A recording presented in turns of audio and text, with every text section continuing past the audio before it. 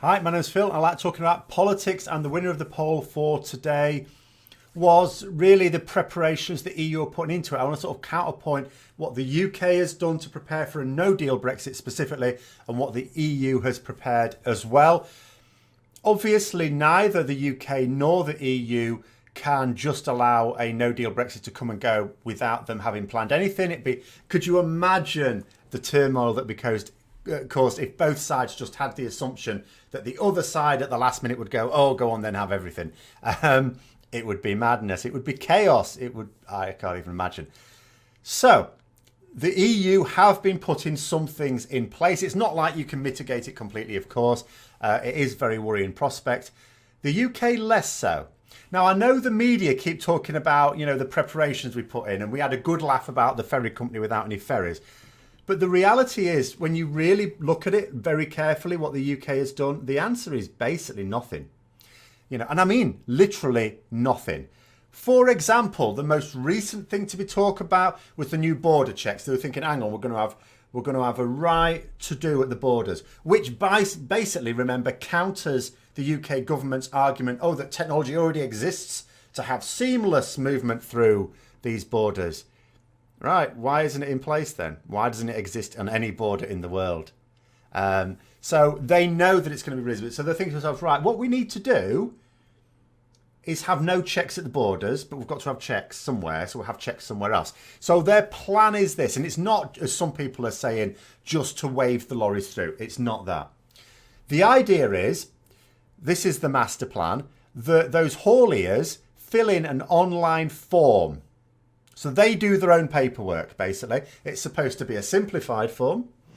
And then they also have to pay the duties on their goods, but they do get up to a month to do that. There seems to be in the system a certain amount of honesty required in terms of declaring your goods, but it may well be that to avoid the sheer chaos of everything, the government know that and they're willing to let some things go under the radar. In other words, willing to let smuggling go on. But here's the thing. You think to yourself, well, at least if it solves the problem, whatever the hell, then they can sort something out later. The problem is it doesn't solve the problem. When you actually ask haulage firms, the people who go through these borders every day, work at these borders, what they say is, first of all, there's no system implemented. It's like 50 days to go. How do you think it's quick to implement any system at all? So it's not actually there. Second of all, they said no one's been trained in its use. And then third of all, the hauliers say they ain't got time to do paperwork. They ain't got time to do that. So that's not getting done. And this is when you look closely at all these so-called systems the UK government's put in, when you look very closely at it, what you notice is, first of all, none of it's been implemented. They've just said they're going to do a thing. Basically what it is an idea for a system that may work, but it's not implemented. At this late stage, it's still not implemented. Secondly, there are not the people to facilitate it. And thirdly, the people who have to use these systems have not been told how they're going to need to use these systems. Or, it's in the case of the hauliers saying they can't fill in the forms. This is basically the UK government saying, right, a thing needs doing, we can't do it, we'll let some bugger else do it. And the other buggers going, no, I ain't got time, sorry. So that's not going to work. Whereas the EU have actually been putting some systems in place which have relied on legislation at certain parts. So flights, again, was another recent one that was talked about. So we know the situation that British airlines will be able to fly from the UK to a destination in the EU. They won't be able to fly from an EU destination to another EU destination, but they'll be able to fly to a destination in the EU, and then they'll be allowed to fly from the EU back to the UK. There'll be like temporary licenses, but that's only going to last for a year, just to smooth things out. But when it comes to haulage via flight, they've been a bit more flexible. They've put another few things in place. So, first of all, if an airline is at least 50% owned by EU nationals, then it can actually class as an EU airline, and then that's fine. That's all okay. So what the EU have said is, if you want to rearrange your shareholder balance so that it's at least 50% EU owned or EU national owned, then that's okay. And they're going to give airlines 7 months to do that. And some of them, it appears, are looking at it and thinking, yeah, this is a realistic prospect. They may even use forced selling of shares to arrange for this. So that's something that for some airlines is carrying on. For the other ones, of course, the ones that are going to remain most definitely UK airlines, then again, they're going to have that, 1 year where they can fly into the EU and out of it again, but not between. But even then, if it's for haulage, there's a little bit more flexibility in the system. So as you can see, the EU they're bending their own rules as much as they can. They're not as inflexible as some may say, because of course it's in their interest. And don't misunderstand me. I'm not trying to suggest they're doing it out of the kindness of their heart. This is business. They need to make sure that their own business is not hurt too much. So when it comes to haulage, not so much people, they're going to be a little bit more flexible. But remember, they still have to, follow certain rules as well. They mustn't be unfair. The quote that came out when they were talking about this was, "We mustn't give a competitive advantage to those who did not prepare for this in advance." And that's very much been the case from the UK side of things. Then a real biggie, which I know a lot of people are concerned about, is rights. If you're a Briton, for example, living in a continental EU country, or if you're an EU national living in the UK, obviously there's a lot of concern. And both sides have been very clear that they will absolutely guarantee. There hasn't been any difficulty on either side as such. They've both said they absolutely want to guarantee the same rights for these people. We don't want to uproot them. It's not fair to have them repatriated like this, as long as the other side reciprocates. So France have been talking about that. They've had some very detailed plans which include legislation which they've now started to roll out. What it'll basically mean is for Britons living in France, the rights to work and stay, they want to do that. There are some professions for which you need extra legislation. So doctors and civil servants, for example, there's been more extra legislation needed to allow those. You can't just have a right settled status as such, because they need to be EU nationals, generally speaking, except, so it's a bit messier for that process. And of course, Brexiteers love to talk about, all these people coming over and claiming benefits and things like that. They don't talk about the thousands of Britons that are doing the same in the EU. There are about 3,000 Britons just in France alone that are claiming their equivalent of job seekers allowance as well. Again, in order for them to allow them to carry on claiming that, legislation has to be passed. So France has been putting all that in action. But they do say it is absolutely, just like the rest of the EU, but France seem a lot more advanced than a few other EU nations on this. They absolutely insist it's got to be reciprocated. And that doesn't just mean the UK saying that they'll guarantee these rights. Words are not enough. The UK has to legislate for this, which at the moment, as far as I can tell, it hasn't. That's actually another little point of contention, really, because I was saying this a bit ago and someone was saying, are we going to be ready with the statute books? And I was saying, I'm not sure. But I now am sure, because they've now said, there's some peers were talking about this in a little debate this week. So the UK cannot possibly get its statute books ready for leaving the EU by the 29th of March. That is now a non-starter. There's too much left to do. And if you look at the rate at which it's been done, not a chance, not a cat and else chance. And it's not even like, there's no speeding up the process. To copy these laws across and to make them UK exclusive laws is proving to be a slower process than some anticipated. Some people are claiming that there are some remainers in the House of Lords that are slowing it down a little bit. They may be, but at the same time, it's not like the Commons has passed it all through. If it was the case that the House of Commons had cleared all this legislation and it was just stacked up in the Lords, I think you could probably say, well, maybe some of them are, but it hasn't. Most of it hasn't even cleared through the Commons. So that's the House of Commons not getting it through. So then at that point, you've got to think to yourself, so if we are going to crash out, you've got to prioritise a few things. Are we prioritising legislation that is necessary to guarantee the rights of EU nationals living in the UK? Because if we don't, then Britons living in the EU aren't going to have theirs legally guaranteed either. It's just going to be a nod and a wink basis. Both sides are probably still going to sort of go along with it as far as they can, but there'll be no security for those people. So hopefully they will sort that out. Other things the EU has been doing, a few EU countries have actually set up departments specifically to tempt businesses across. So businesses, particularly service businesses, but businesses that would do very badly if tariffs suddenly went up, or if we just broke away without a deal. So in Belgium, the Netherlands and Ireland in particular, they have actually been tempting businesses to relocate over there. That's actually been happening. I think in Belgium alone, there's been like 100 extra, their sort of department saying there's been 100 extra UK businesses relocated just to there since the referendum. There was a survey done of British businesses where a third of them have said either they've already relocated part or all of their business outside of the UK now, or were, planning to do so. Doesn't mean to say that all, a third of them would at the end of the day. It all depends, I suppose, on the manner of our exit. But the fact that some have already done that, they're not going to wait to see what happens. They can't. Because again, the switch, if we crash out with no deal, the switch between one system of business and another is overnight. They can't wait.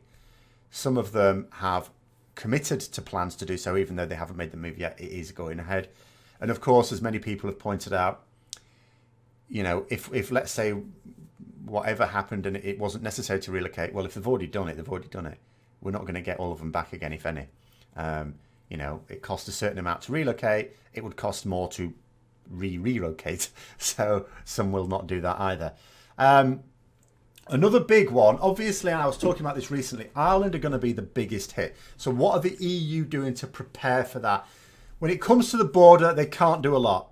That's the bottom line. There isn't a solution without, the solution has to involve the UK and the EU agreeing to a customs union. So if and the backstop was that, if we didn't agree a comprehensive customs union, a permanent one rather, that's like a temporary one. So if that doesn't happen, then the border thing has to happen. But there's other problems as well in trading terms. I'm not going to say bigger problems in the grand scheme of things because human lives, but it is a huge problem. Ireland exports a massive amount of food to the UK. Huge amount. And at the moment, of course, the tariffs on that food is 0. But overnight, if we crash out with no deal, that will be equivalent to £1.5 billion worth of tariffs a year on that food. That will, of course, make the Irish food much more expensive in the UK. That's going to cost them a lot of business. To say nothing of physically being able to get that food. Remember, if the borders clog up, then food, of course, spoils. You can't physically get, some types of food, less so, but sometimes you're not going to be able to physically get there. So that's going to be a lot of lost trade for them. And it doesn't necessarily help, because I know some people will be thinking, well, if the UK, it wouldn't help their own farmers. It will completely screw over UK farmers, as well as other businesses as well. But for some businesses, it may be a benefit if the UK decided on balance, it'll help us to reduce our import tariffs to 0. We can't help what the export tariffs will be, but we can help the import tariffs. Obviously, if we allow one nation or group of nations to import food tariff-free, we have to do it for everyone. That's the rules, which wouldn't help Ireland, because you think to yourself, well, okay, that £1.5 billion worth of tariffs will no longer there, so you'll be fine, won't you? It'll just be the case of physically getting it to the country. No. The problem is that what would then happen is that countries who have much lower standards, particularly for their meat, they would flood the market because their stuff will still be even cheaper without those tariffs, because they currently pay tariffs on it. That's what's allowing the Irish food to be competitive. As I say, the EU is a trading bloc. It's all about protectionism. So, the UK market would just be flooded with the much cheaper, lower quality stuff from elsewhere. So that wouldn't help either. So what the EU are having to do is to consider a financial package to compensate Irish farmers, basically.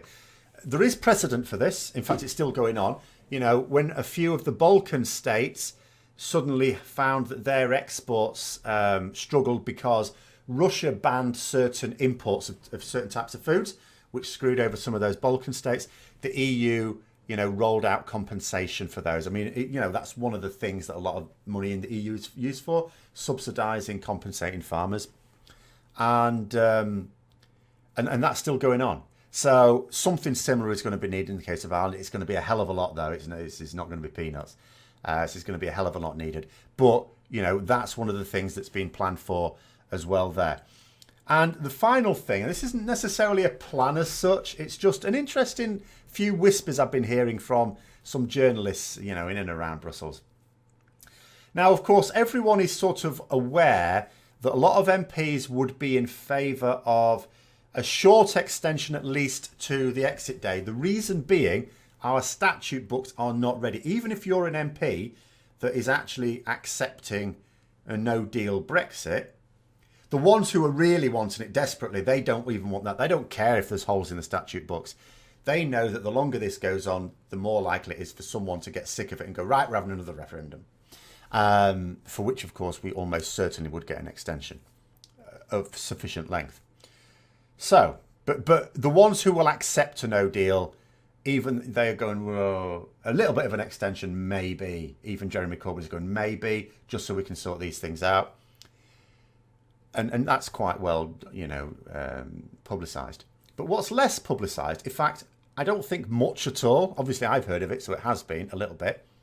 There are hushed mutterings about the fact that the EU would actually favour a short extension as well, even if it's a case of no deal. Because now that they're thinking to themselves, do you know what? Unless Parliament bites next Thursday, we're heading for a no deal here.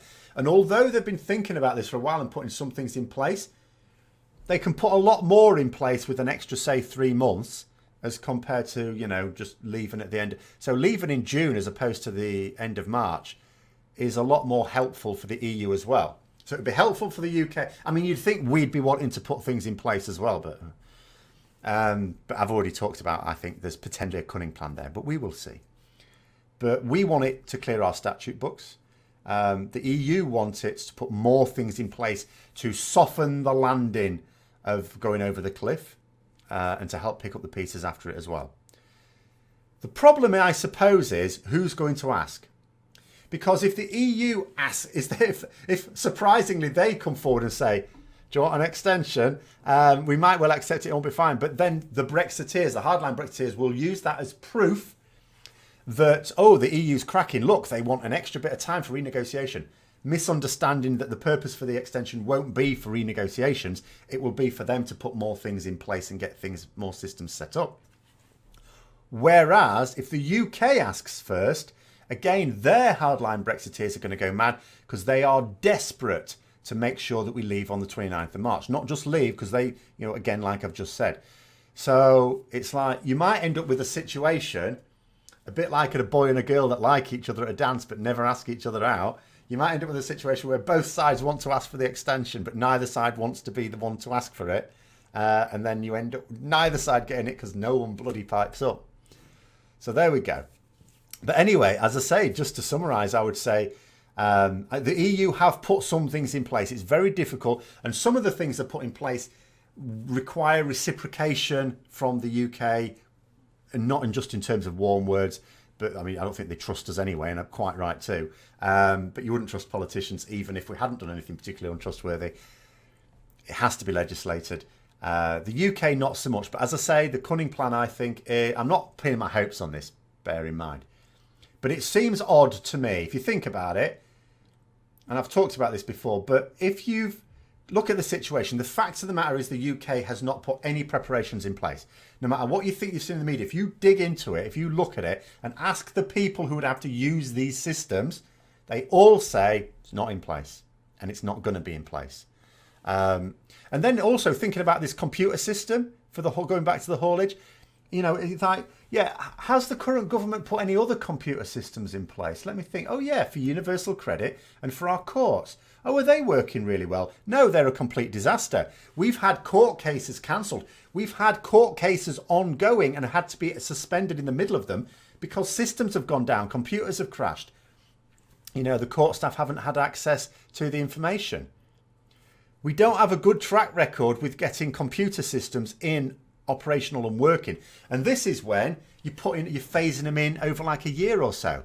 When we've got less than 2 months to go and nothing's even started to be implemented. These things that are reporting to the media are just ideas. There's nothing there. The chance of it being in and working for the 29th of March, let's be honest, that's zero, isn't it? That's not even low. It's zero because we have no track record for doing anything that quickly or getting it right first time. And you wouldn't expect such a complicated system anyway to get it right first time, to be fair. You'd have to phase this in over a good long time. We haven't got a good long time. So we haven't put anything in place. Being honest, we haven't put anything in place. Why would that be? Because it's in our power to ensure we don't crash out with no deal. And although the government is saying they'll accept no deal rather than a bad deal, as they keep saying, although they haven't said that for a while, but the meaning's still clear, I've said it before, I think it's just a bluff. Now, that doesn't mean to say that we won't go over the cliff edge, because at what point will they realise that their bluff is being called? And if it's too late, then it's too late. But I do think that's their plan. Anyway, hope you enjoyed the video. I've got some potential crackers for the poll for tomorrow's video. There's been some quite exciting things happening today. So don't forget to visit the community tab on the main page for this channel where you can vote on tomorrow's video, as well as suggest other topics in the comments below there as well. If you've enjoyed the video, don't forget to click the like button, subscribe for further content, click the bell notification as well, please. And until next time, I'll see you later.